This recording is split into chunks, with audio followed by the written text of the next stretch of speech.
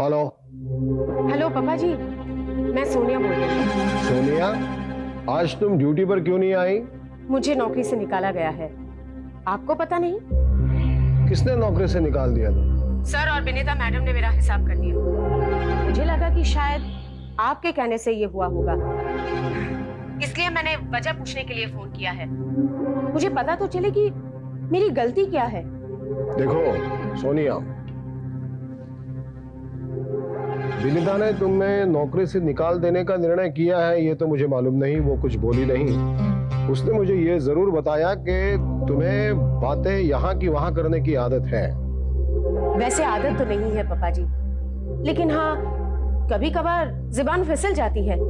लेकिन पापा जी आप ही मुझे बताइए, क्या आपके साथ या मम्मी जी के साथ मुझे कभी भी ऐसी कोई प्रॉब्लम हुई है? नहीं ना।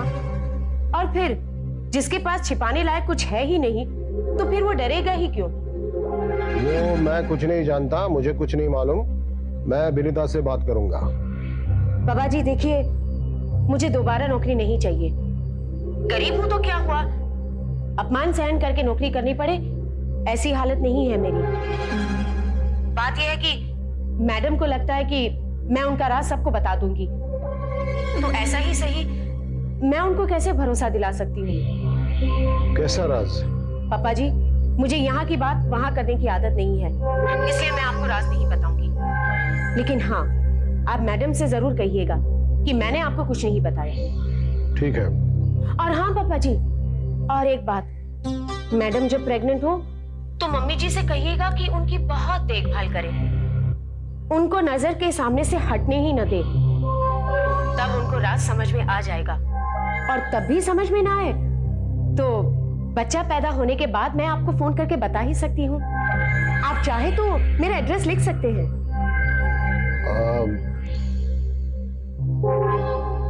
एक मिनट, मैं कागज और पेन ले आता हूँ। बंद मत करना।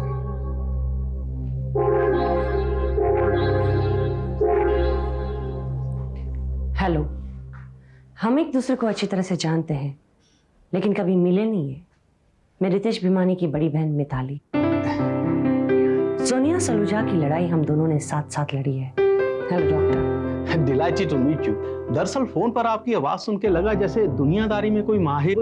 हाँ नहीं, मेरा मतलब है दुनियादारी तो मैं बहुत अच्छी तरह से जानती हूँ डॉक्टर, लेकिन बुढ़ापा अभी तक नहीं। ये गलती मेरी है।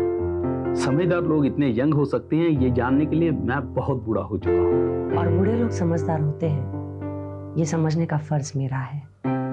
सोनिया नाम का तूफान आगे चलकर आपको ही संभालना है, ये भी आप अच्छी तरह से जानते हैं। You are wrong. अब मैं उसकी कोई मदद नहीं करूंगा। I have made it clear. आपकी इच्छा डॉक्टर, अब जो चाहे कर सकते हैं। मेरे तरफ से आपको सारी मदद मिल जाएगी। Good bye. एक मिनट, आप भी जानते हैं और मैं भी जानता हूं कि आपने उस औरत पर पहले दिन से निगरानी रखी थी, लेकिन रितेश और विनीता को आपके इस मसले में इन्वॉल्व होने का जरा भी अंदाजा नहीं। How did you do that? मैंने निगरानी सोनिया पर नहीं, रितेश पे रखी थी डॉक्टर।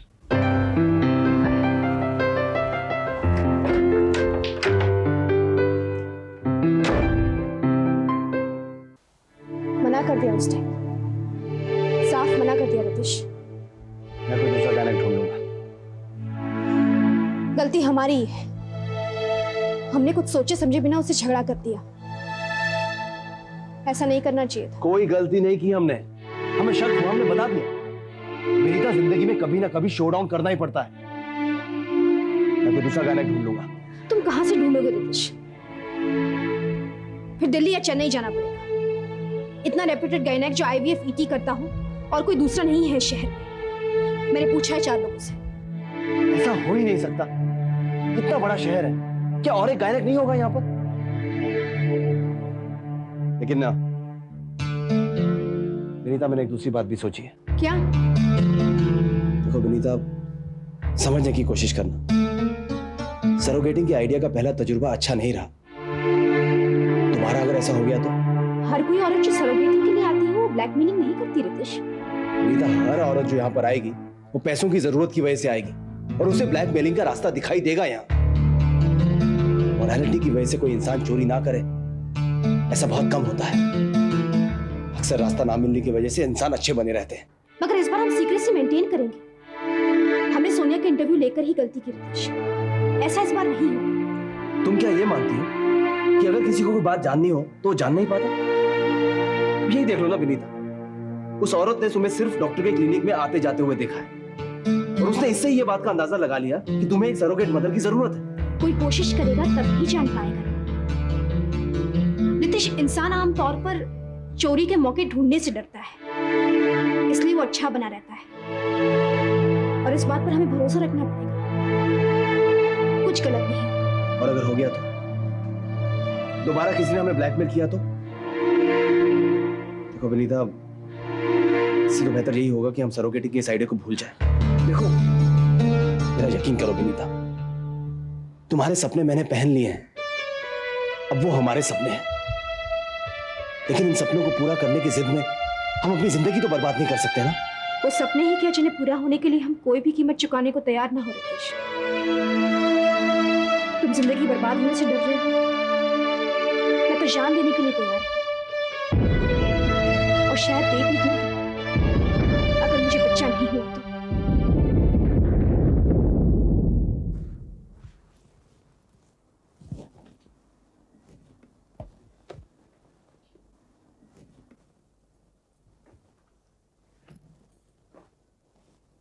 अरे प्रिया, ये क्या कर रही हो तुम? देखो ना मम्मी, मैंने कहा था कि मुझे बैग पैक करना नहीं आता, फिर भी पराग ने मुझे यहाँ भेज दिया। मैं मना करती हूँ तो वो मुझे डांटता है, और मुझे कोई डांटता है ना तो बिल्कुल पसंद नहीं। मम्मी प्लीज आप ये बैग पैक कर दो ना, तब तक मैं नेल पॉलिश लगाती हूँ। हाँ? अरे मगर क्यों? क्योंकि नेल पॉलिश मुझे बहुत अच्छी लगती है। जल्दबाजी में मैं चली गई थी ना तो नेल पॉलिश यहीं भूल गई थी। मगर प्रिया, तुम पराग के कपड़े क्यों जमा रही हो अपने बैग में? अरे वो वहाँ पहनेगा क्या? पता है, रात को रितेश भैया का नाइट ड्रेस पहना था, कैसी कार्टून की तरह लग रहा था। वो क्या तुम्हारे बाप के घर में रहने वाला है, घर जवाई बनकर? हाँ, मैंने ही कहा था। पापा जी ने कहा कि अब तुम यहाँ नहीं रह सकती, तो मैंने सोचा क्यों ना पराग कुछ दिन के लिए मेरे घर में ही रुक जाए। वैसे भी मुझे पराग के बिना अब अच्छा नहीं लगता। रात को पता है, मुझे बाथरूम जाना होता है ना तो पराग उठकर लाइट ऑन करता है। प्रिया, तुम जितनी बेवकूफ दिख रही हो उतनी बेवकूफ नहीं हो तुम। Really? मैं तो कब से कह रही हूँ, मगर मेरी कोई मानता ही नहीं है। प्रिया, तुम मेरे बेटे को ले गई, उसे घर जवाई बना दिया, और उस नालायक को भी अपने माँ बाप से ज्यादा बीवी प्यारी हो गई। उसे पाला पोसा, जो मांगा वो दिया, सब भूल गया। उसे कोसना बंद करो माँ। आपने मुझे पाला पोसा, जो मांगा वो दिया, ठीक उसी तरह जैसे कोई घोड़े के बच्चे को पालता है, ताकि जब वो बड़ा हो जाए तो बाजार में उसकी सही कीमत मिल सके।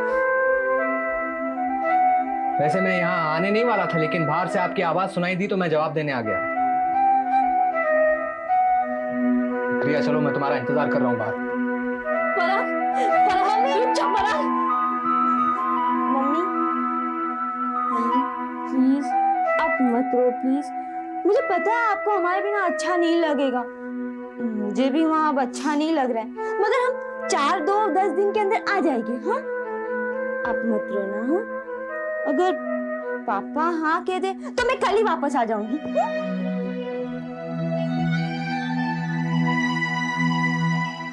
ये सब आपका किया धरा है कुसुम बहन, माफ करना। आप मेरी ननंद हो, मुझे इस तरह से बात नहीं करनी चाहिए, मगर लड़का तो मेरा गया है ना घर छोड़कर, जी तो चलेगा ही। भाभी, आपको जो कुछ भी कहना हो बिना झिझक कहिए, मुझे बुरा नहीं लगेगा। अब कहकर क्या फायदा कुसुम बहन, वो तो चला गया घर जवाई बनकर। बीमारी की हवेली तो बहुत बड़ी है ना, उसकी चकाचौंध के सामने मेरा छोटा सा घर उसे पसंद आएगा क्या? बेटे होते ही हैं जाने के लिए। किसी की हवेली की चकाचौंध तो सिर्फ एक बहाना होती है। अब रहने भी दो कुसुम बहन। आप जो कुछ भी कहती हो उसकी आधी बात तो मेरे सर के ऊपर से चली जाती है और आधी बात चाकू की तरह मेरे सीने में चुभती है। जो कुछ भी कहती हो कुछ भी समझ में नहीं आता है।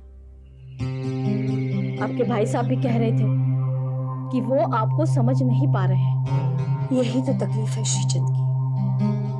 ना वो मुझे समझ सकता है, ना मेरा साथ छोड़ सकता है, ना मेरी बात पूरी तरह से मान सकता है। इसीलिए ऐसे नतीजे आते हैं। अगर मैंने कहा उस वक्त अगर प्रिया को वापस भेज दिया होता तो पराग को ये मौका ही ना मिलता घर छोड़कर जाने का। कम से कम इतना जल्दी तो नहीं। लो, अब सारा दोष उनके ऊपर आ गया। मैं तो कहती हूँ कि घर आई हुई लक्ष्मी को वापस मैके भेजने की सलाह ही क्यों देती हो आप? क्योंकि श्रीचंद को पैसों की जरूरत है जो पूरी होगी। इससे बेहतर तो ये होता कि वो हाथ जोड़कर उनके सामने मांग ले। बीमारी जैसे समधी इतनी मदद भी नहीं करते क्या? भाभी, कितनी सीधी और छोटी गिनतियां हैं।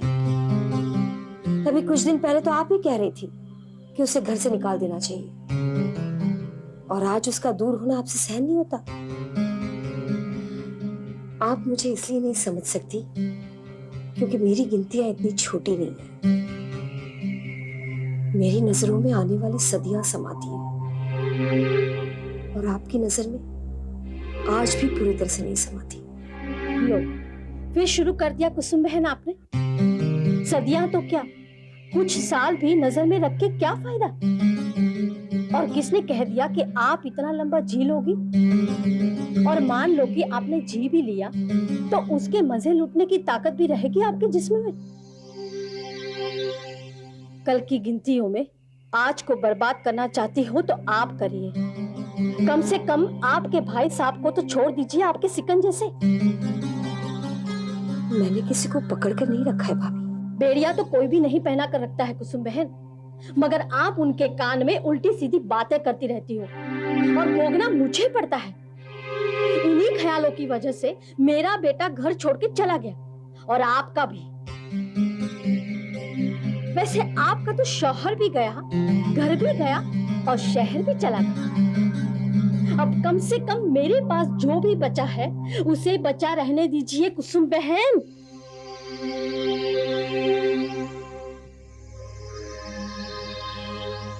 आप मुझे नहीं समझ सकेंगी भाभी, कभी नहीं।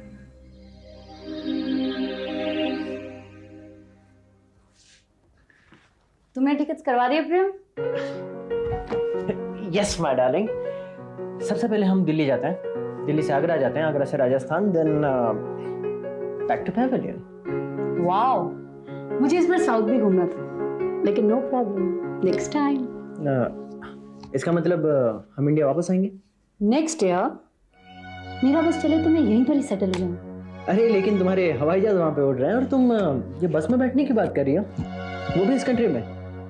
तुम नहीं समझोगे प्रेम, तुम वहाँ पर अमेरिका कुछ बनने का ख्वाब लेकर गए थे और मैं वहाँ एक सपना लेकर, एक घर का, एक परिवार का, लेकिन बना कुछ भी नहीं।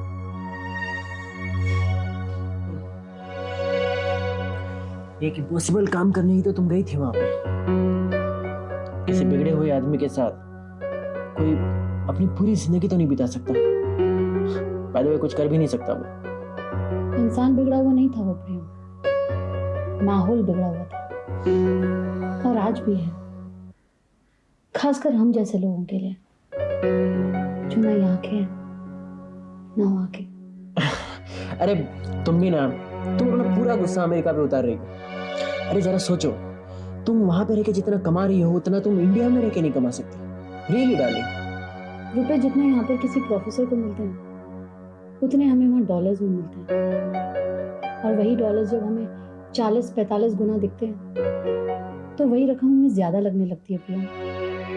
और यही तो सबसे बड़ी दिक्कत है, हम उस रकम को और करने के चक्कर में अपने आप को बिल्कुल खो देते हैं। तुम्हें जो अपने पति से दुख मिला है तुम मुझे पूरे अमेरिका पे थोप रही हो यार। This is not fair. अब तुम मुझे देखो ना, मुझे किसी बात की दिक्कत है? तुम्हें दिक्कत का पता चलता तो पैदा ही क्यों होने देते प्रिया? तुम उस चकाचौंध में अपने बाप और बहन तक को भूल गए। सोचो, अगर तुम यहाँ होते तो क्या मेरी जैसी किसी औरत के साथ तुम्हारा कोई रिश्ता नहीं होता? बोलो ना प्रियम, तुम अमेरिका में पैसे कमाने की कोशिश में इतना उलझ गए कि तुम अपना बेसिक नेचर तक भूल गए। तुमने अपनी जिंदगी में हर चीज से कॉम्प्रोमाइज कर लिया प्रियम। तो क्या तुम मेरे साथ रिश्ता नहीं रखना चाहती? सवाल ये नहीं है प्रियम, मैं तो हमेशा के लिए तुमसे रिश्ता कायम करने आई हूँ, लेकिन सवाल ये है कि तुम क्या करना चाहते हो। अगर मैं अपने पति से तलाक लूं तो क्या तुम मुझसे शादी करोगे? शायद नहीं, क्योंकि मैंने सोचा नहीं इसके बारे में। मालूम है प्रिया, तुम भी मेरे पति की तरह अमेरिका में बिक्री कर रहे थे। अगर मुझे तुम चाहिए तो मुझे तुम्हें खरीदना होगा। उसके लिए मुझे अपनी पूरी दौलत तुम्हें देनी होगी। तुम्हें खरीदने के बाद मैं अमेरिका में कभी नहीं रहूंगी, क्योंकि मैं नहीं चाहती कि तुम्हें मेरे अलावा कोई और खरीदार मिले मेरे पति की तरह। मैं डिवोर्स के बाद तुमसे शादी करके हमेशा के लिए यहाँ सेटल हो जाऊंगी। हाँ पापा, विनीता का ट्रीटमेंट बिल्कुल ठीक ठाक चल रहा है। क्यों? तो क्या डॉक्टर क्या कह रहे हैं? नतीजा कब और क्या निकलेगा? पापा इतना सब तो मैं नहीं जानता। क्यों? क्यों नहीं जानते? बड़े रिदिश, तुम ये तो जानते हो कि ये मामला सिर्फ तुम दोनों के लिए ही नहीं, पूरे परिवार के लिए, खासकर मेरे लिए बहुत अहमियत रखता है। बावजूद इसके तुम्हें इस मामले में जरा सी भी दिलचस्पी नहीं है? पापा ऐसी बात नहीं है, मुझे दिलचस्पी है। डॉक्टर ने कहा कि इन दिनों में विनीता को अपनी सेहत का खास ध्यान रखना चाहिए और आने वाले कुछ महीने नाजुक होंगे, ऐसा भी कहा डॉक्टर ने। तो क्या डॉक्टर ने यह भी कहा कि विनीता को इस नाजुक दौर से बिना किसी तकलीफ के गुजरने के लिए जो मैंने नर्स रखी थी नौकरी पर, उसे भी निकाल दिया जाए? कोई जरूरत नहीं है? नहीं तो पापा, लेकिन आप कहना क्या चाहते हैं? तो फिर किसके मशवरे से सोनिया सलूजा इस नर्स को नौकरी से निकाल दिया गया जिसे मैंने विनीता की सेहत का ख्याल रखने के लिए रखा था? उस नर्स को? पापा वो तो अपने आप ही चले गई, किसी को बताए बगैर। वो तो ऐसा नहीं मानती, बल्कि उसका तो यह कहना है कि उसको नौकरी छोड़ने पर तुमने मजबूर किया। उसने आपसे कब बात नहीं की, उसका फोन आया था, रो रही थी फोन। झूठ बोलती है पापा वो। दरअसल वो विनीता की ट्रीटमेंट में कुछ ज्यादा ही इंटरेस्ट लेने लगी थी और ये बात विनीता को पसंद नहीं थी। या कहीं ऐसा तो नहीं है कि बगैर तुम दोनों से पूछे मैंने उसे नौकरी पर रखा, इस ज्यादती का वो नतीजा भुगत रही है? नहीं पापा, ऐसा नहीं है। रितेश, मैं आज से नहीं, विनीता के दूसरे मिसकैरेज के दिन से मैं देख रहा हूं, हिमानी परिवार को एक वारिस मिले, इसके लिए मेरी सारी जायज कोशिशें तुम दोनों को, तुम्हें और विनीता को, मेरी दखलंदाजी लग रही है। मेरे किसी भी सवाल का जवाब मुझे ठीक तरह से नहीं दिया जा रहा है। वो सोनिया सलूजा नर्स नौकरी के लिए जिस तरह मेरे सामने गिड़गिड़ा रही थी, उससे कई गुना ज्यादा मैं किस्मत के सामने गिड़गिड़ा रहा हूं मेरे पोते के लिए। ये सब जानते हुए भी तुम दोनों मेरे अरमानों को हकीकत में बदलने के लिए इतने उदासीन क्यों हो, ये मैं समझ नहीं पा रहा। नहीं पापा, ऐसी बात नहीं है। आप क्या पूछना चाहते हैं, पूछिए ना मुझसे। नहीं बेटे, अब मुझे तुमसे कुछ भी नहीं पूछना है। वो औरत तो रोते रोते चली गई, लेकिन जाते वक्त उस गायनक का नाम और पता मुझे देकर गई, जिससे विनीता ट्रीटमेंट ले रही है। अब इसके बाद मुझे जो कुछ भी जानना है, पूछना है, मैं उसी से पूछ लूंगा।